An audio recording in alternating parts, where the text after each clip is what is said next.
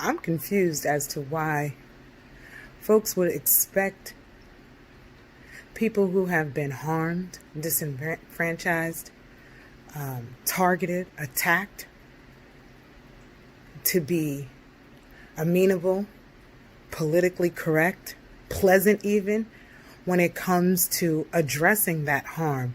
We have this cannabis industry here in Massachusetts and strong rhetoric around equity. We have a whole section devoted to equity programs. We have the economic empowerment, we have social equity, we have positive impact plans. But when it comes to outcomes, when we look at where the real power is, we look at the ownership and the leadership. Before equity, it was white people who owned the industry, who controlled the industry at a rate of 97+%. Then we implemented equity programs.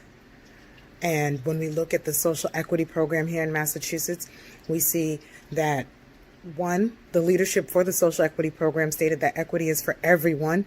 Not quite sure how we are achieving equity, which is supposed to target those who have been harmed, who have been held back, who have been disenfranchised, and give them the opportunity to be able to participate in a fashion equitable to those who have not experienced that. But yet this is for everyone.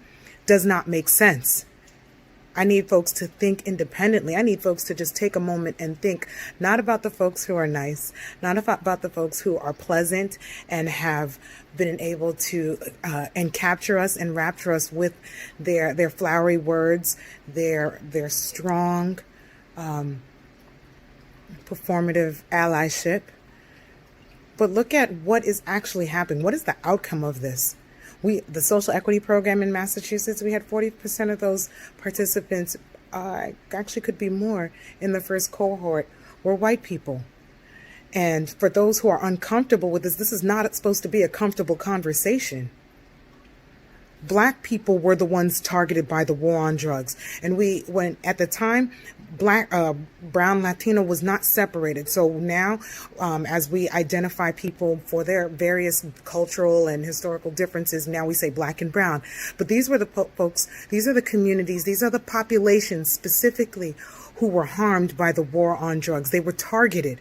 It wasn't a byproduct. It was a concerted war against a specific population. And fast forward to now, many folks will say, well, I wasn't a part of that.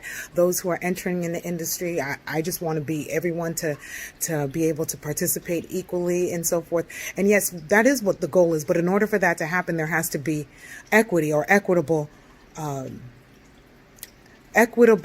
action to allow for that participation to even out and have be an equal playing field. So what does that look like? What does that look like for those that are currently in power, the current power structure, the power structure that existed before legal cannabis? That power structure was dominated by white males. And now we see, after legalization, it is still dominated by white males. We look at our social equity program, there's still a dominant presence of white males. When we look at those who participated in the state equity programs and have now achieved licensure status, there is a dominance of white presence. And so the question becomes, when do we actually get to see this equity? When does that actually get to happen? And we have a lot of individuals and groups who are dissatisfied or upset, but they still want to go along with the current status quo, and that's not acceptable. We cannot expect a different outcome by doing the same things over and over.